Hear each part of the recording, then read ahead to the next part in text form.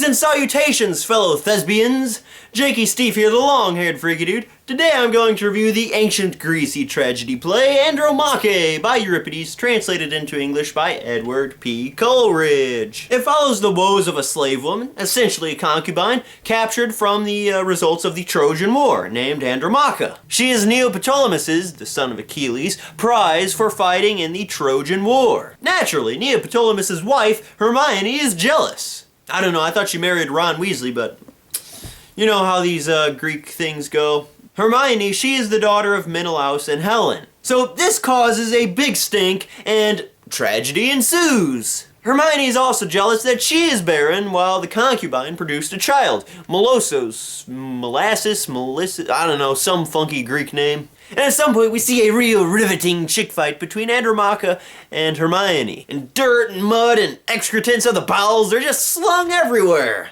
Then, out of nowhere, just randomly Orestes appears. The son of Agamemnon, the famed son of Agamemnon. You see, it turns out Orestes was supposed to marry Hermione, so he's jealous and he's a little ticked off at Neoptolemus. This, mixed with Hermione's jealousy, is just enough for them to plot to poison and kill Neoptolemus, an endeavor which they are successful in. I find this death to be quite sad. The Neoptolemus which I knew was a very moral and very virtuous man. The Neoptolemus which sort of shaped my mental schema and set the framework for this Neoptolemus was the one in Sophocles' Philoctetes. Great man, so just sad. So after this, Hermione runs away with Orestes to get married and lives happily ever after, which just makes her all the more hypocritical. Whenever Hermione was slandering Andromache earlier in the play, she insults her and the other Trojans for being incestuous. But Orestes just so happens to be Hermione's cousin,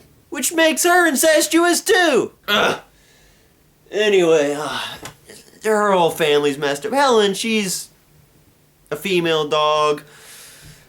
Her aunt, Clytemnestra, she's a female dog. Horrible people. Horrible. And in a rather interesting shift in the play, at some point Menelaus is defeated and deferred from fulfilling his future duties by Peleus, Achilles' father. And as one can expect a man like Menelaus, he was not defeated with power, but rather with shame. I mean, it makes sense. To attack a big, prideful person, don't attack him with might, don't attack him with power. Attack him where his pride is, and he will easily cripple. So I think that was a brilliant strategy on Peleus' part. And the play, of course, ends with Euripides' favorite tool, a deus ex machina, which is a divine intervention from Achilles' divine parents.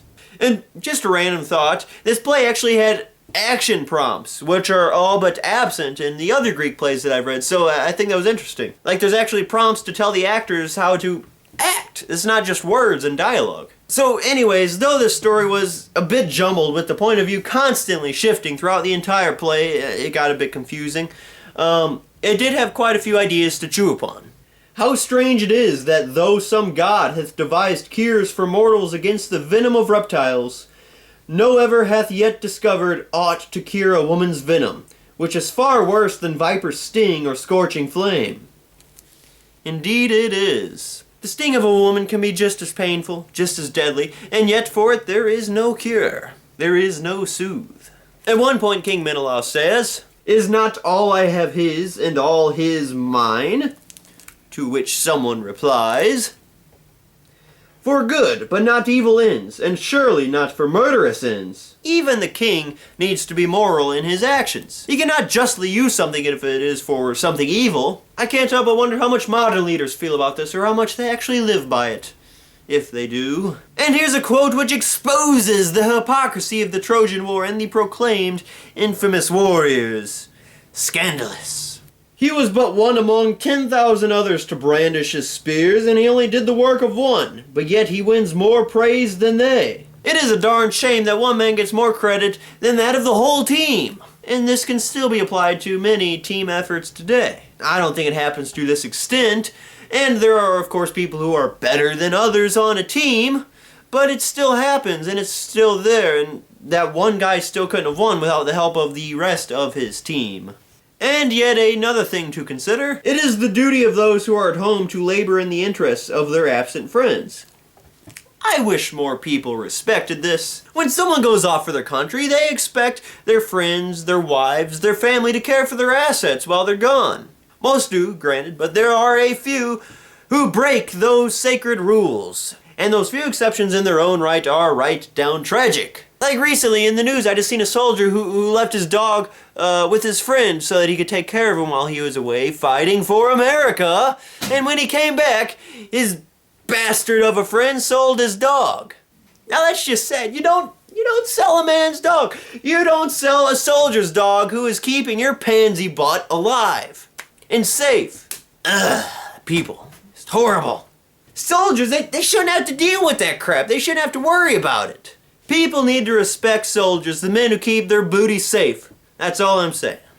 Well, that is my review of Andromache by Euripides. I hope you liked it. I do hope and encourage you to go and read it. If you have any comments, questions, or concerns, feel free to direct those in the comment section below. If you want to see more great book reviews of literature, or history, or math, or science, then I encourage you to check out the Great Books Challenge. I'm sure it is something that you would love to do. If you want to see more great book reviews, or cooking tutorials, or now time-lapses of making art, then might I suggest checking out my channel and hitting the subscribe button. There's many great things and many more great things to come. Well, I'm Jakob Stief, the long-haired freak. Thank you for watching this video. Be sure to have a great day.